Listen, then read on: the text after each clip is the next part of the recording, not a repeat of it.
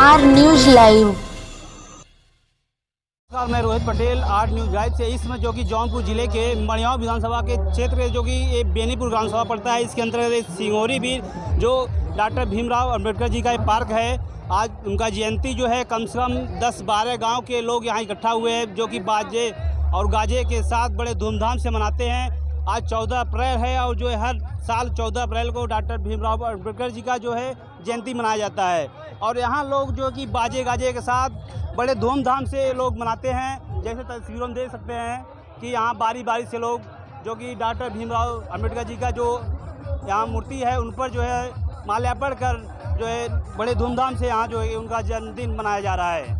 पहली बात मैं कहना चाहता हूँ कि बाबा साहब भारत रत्न ही नहीं, वो विश्व रत्न है। और एक खास तबके के लिए नहीं बल्कि पूरे भारतवर्ष के लिए और विश्व के लिए एक मिसाल कायम किया है उन्होंने समतावादी समाज की स्थापना के लिए।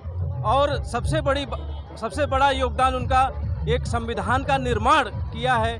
जो पहले भारतीयों का शोषण करते थे, उन्होंने संविधान बनाकर छुआछूत को मिटाकर असमानता को खत्म किया। ये सबसे बड़ा योगदान है जिससे भारत आज तरक्की कर रहा है। मैं जब से जानने लायक हुआ हूँ, करीब 30 साल पहले से यहाँ मनाया जा रहा है। हर साल हम लोग आते हैं, अपना है ना मनाया जा रहा है। हम लोग गांव मनाते थे, अब यहाँ पे सब जुलूस ले जाते हैं। मेला भी लगता है यहाँ पे। सब लोग अब पूरा महिलाएं, बच्चे, बूढ़े, जवान सब आते हैं। सब नाचते गाते हुए अम्बेडकर जी का मनाते हुए आते हैं। कि बाबा साहब के पास 32 डिग्रियाँ थी और हर डिग्री का प्रयोग हर स्तर पर करते थे।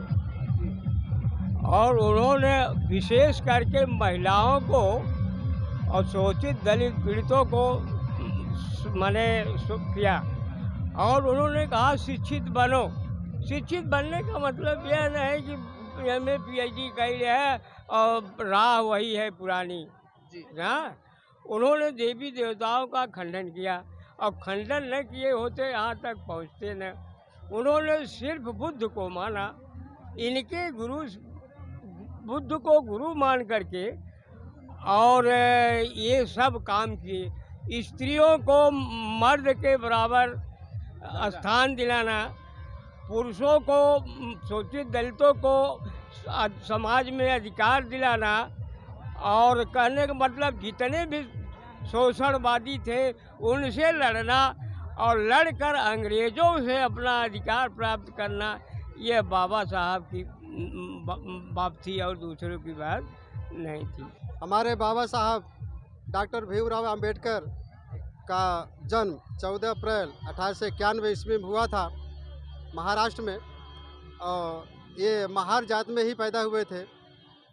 बड़ी गरीबी थी उस समय और किसी तरह से ये पढ़े हैं।